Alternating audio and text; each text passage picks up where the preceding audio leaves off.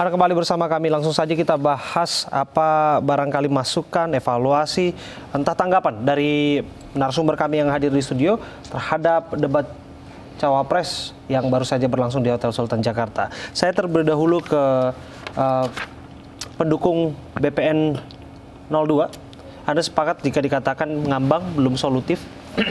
Saya kira tidak ya, apa yang dikatakan oleh Bang Sandi itu jelas, adresnya jelas. Misalnya dalam pendidikan jelas adresnya, peningkatan kualitas pendidikan, pembangunan infrastruktur yang lebih banyak di bidang pendidikan. Artinya tidak infrastruktur yang lain, prioritasnya ke infrastruktur pendidikan. Kemudian mengenai guru honorer itu jelas komitmennya.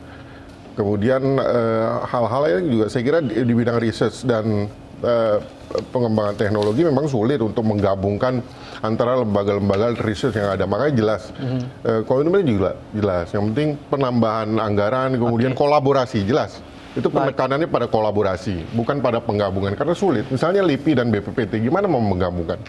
Yang satu inventory atau penemuan, yang satu lagi aplikatif gitu loh, terapan. Ini kan sulit untuk Mas Gari, soal bagaimana disebutkan tadi stunting ini misunderstanding, entah apa yang ingin ditanyakan, kemudian apa yang dijawab oleh Pak Sandi.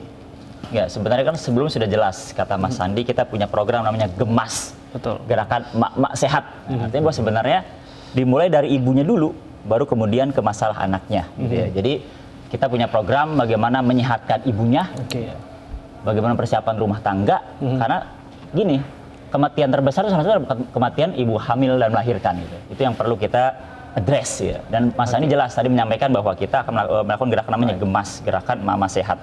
Baru kemudian kalau itu lewat juga yang sudah telat kena gerakan tadi, gerakan putih untuk menyehatkan lain sebagainya. Jadi sebenarnya nggak ada yang salah dengan apa yang Bang Sandi sampaikan. Dan saya berterima kasih kepada Pak Kiai Ma'ruf yang sudah menjadi mitra sehingga sesinya insya Allah informatif dan membantu para pemilih bisa menjatuhkan pilihannya secara mantap tanggal 17 April. Fokus Prabowo Sandi ada pada peningkatan kualitas manusia dan juga menciptakan lapangan kerja buat tenaga kerja lokal. Kita ingin harga bahan pokok untuk stabil dan memastikan bahwa program kita menyentuh apa yang diinginkan oleh masyarakat. Pak, memang pemerintah saat ini banyak tenaga kerja asing, Pak ya? Pak, tenaga kerja asing. Kelebihan Pak Ma'ruf apa dari Bang Sandi? Bagaimana Pak, tenaga kerja asing? Ya, tenaga kerja asing itu dikeluhkan banyak sekali oleh lapisan masyarakat dan tadi saya angkat dan terjadi satu diskusi yang menurut saya menarik. Pendekatan perbedaan antara Pak Jokowi dan kami. Pak Jokowi tidak menganggap itu sebagai problem. Kami menganggap itu sebagai masalah jika lapangan kerja yang ada di Indonesia itu justru diberikan kepada tenaga kerja asing, sementara tenaga kerja lokal tidak diberikan peluang. Malah kita harus mengirim tenaga kerja kita ke luar negeri karena tidak tersedianya tenaga kerja untuk anak-anak negeri di Indonesia. Bagaimana Pak Sandi menilai penampilan Pak Kiai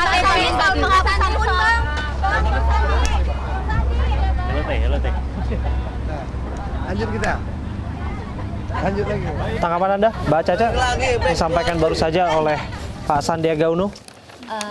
Tanggapan saya dari seluruh dari awal sampai segmen akhir tadi ya, Masya Allah, Tabarakallah, ini luar biasa sekali, Pak Kiai, di luar ekspektasi kita semua. Kita cukup puas, senang dan bahagia. Kenapa? Karena apa yang disampaikan itu sangat substansial dan memang justru menurut saya itu menjawab segala cara-cara yang memang ingin dilakukan oleh Bang Sandi gitu. Dan saya selalu bertanya kepada, maksudnya saya bertanya dalam diri saya sendiri gitu ya, Bang Sandi ini kan pembisnis gitu, harusnya beliau tahu gitu bahwa sekarang bunga UMKM aja udah turun dari 22% sampai ke 7%. Terus kur tanpa agunan PPh dari 1% ke 0,05. Ini saya jangan dituduh saya nyontek lagi, ini catatan saya sendiri, tulisan tangan saya sendiri, dengar debat terus saya cari datanya gitu. Jadi jumlah pengusaha juga dari tahun 2014 naik dari 1,6% menjadi 3,2%. Itu kan berarti pemerintahan sekarang kita memang ada keberpihakan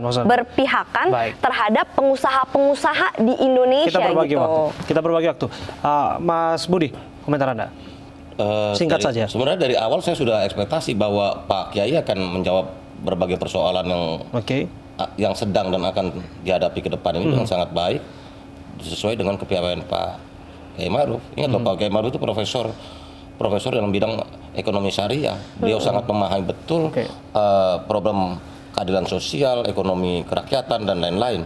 Jadi dalam banyak debat yang tadi disampaikan oleh Kiai Ma'ruf, jelas sekali bahwa Pak Kiai ini mau mengeksekusi dan melaksanakan apa yang sudah dicapai. Bahkan bahasa tadi ditambahkan, disempurnakan, dan lain-lain. Jadi apa yang sudah dibangun fondasinya pada 4,5 tahun ini akan dilanjutkan dengan kualitas yang bertambah pada periode. Sorry, aku tambahin sedikit, ini perlu banget buat aku. Sangat sedikit waktu sedikit kita, sekali, oke, sedikit sekali. Kenapa? Karena kita selalu dituduh kayak tenaga asing.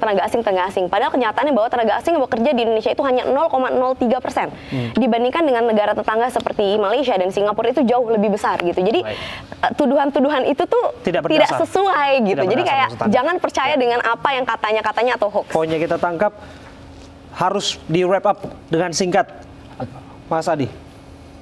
Secara umum nggak ada yang spesial, diskusi ini sering kita dengar, bahkan mengulang-ulang perdebatan yang sering kali terjadi di luaran gitu ya, tentang infrastruktur, ilangit. Ada istilah yang baru mungkin dari Kiai Ma'ruf, yang DUDI itu, dunia usaha dan dunia industri. Selebihnya di luar itu memang relatif sama, tentang kesehatan, tentang pendidikan, dan tentang ketenagakerjaan. Semuanya hampir sama tentang bagaimana dunia pendidikan kita ini link and match terhadap dunia pekerjaan.